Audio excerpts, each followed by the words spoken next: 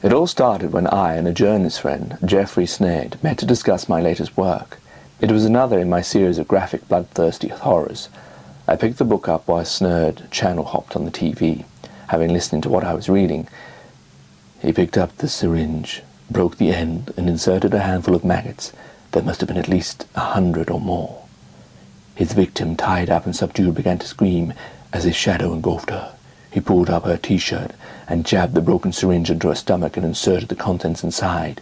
He pulled his suitcase across the floor and removed a thin optical wire, which he placed through the now gaping hole where the syringe had been. And View sat back at the table nearby, watching a black and white grainy screen. There he could see the white maggots crawling around the walls of her stomach. "This is your best yet. I think this has more killings than any of your other books. And the detail, how did he get such detail? I never knew there were so many torturous ways to die."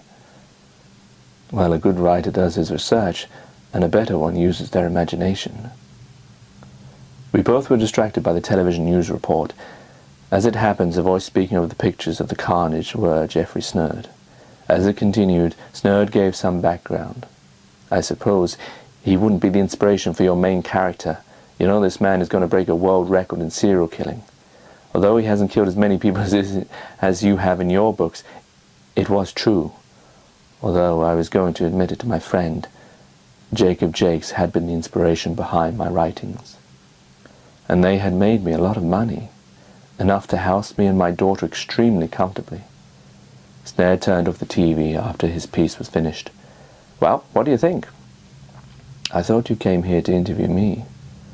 "Vanity before valor and all that. My piece, man, my piece. One day I hope to interview Jakes. Imagine it, Snerd meets Jakes. I would build him up, and then by the end of the interview, crucify him." "Yeah," I said despondently. "I know you don't want him caught, because then he won't give you any more good ideas for your next novel." "I should remind you," I lied, and then added some truth, "that my first book of the series was out before Jakes was even born." "Hey, I was only joking. Calm down. Don't get so protective. Just remember, nothing new is ever written, only reinvented." "Well, thanks. I hope you don't write that in your review. That's all I need." "Well, hey, it's easy to criticize and create." And this gentle banter went on for some while. After it had finished, he took me out for dinner. We sat and talked about this and that. Or I should say he talked and I listened. But it's all good. Maybe I will use him as a character in my next novel. I'll have to think of some tiresome, slow way for him to meet his end. Note to myself, must be extremely painful and messy. I came home, put on the downstairs standing light, and came in as I usually did. The house was asleep, and so I crept like a burglar and into the living room at the end of the house, and there I was greeted by Providence.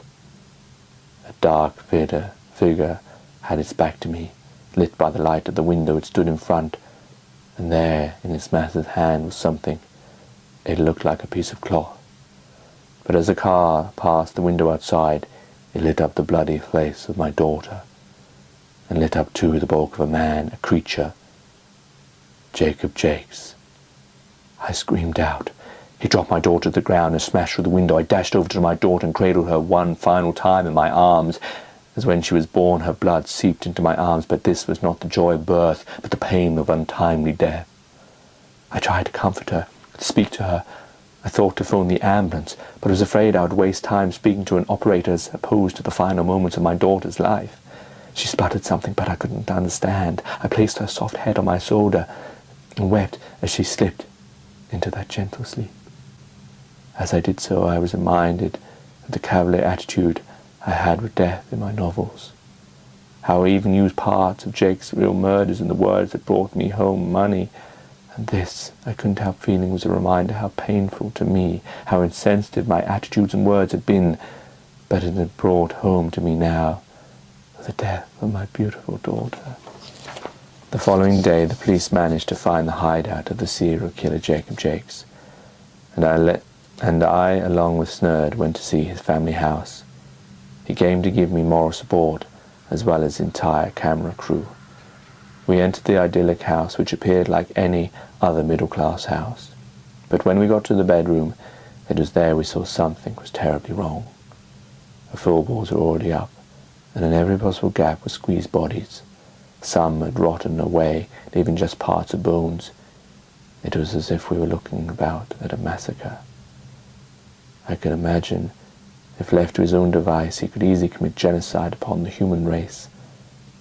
There was men, women, children, all covered with maggots and flies, some burned, some missing ligaments. It was horrifying to even glance upon, and my friend instructed his camera crew to get as much raw footage as possible. As he said, it would be great cutaway material when he does his piece to camera.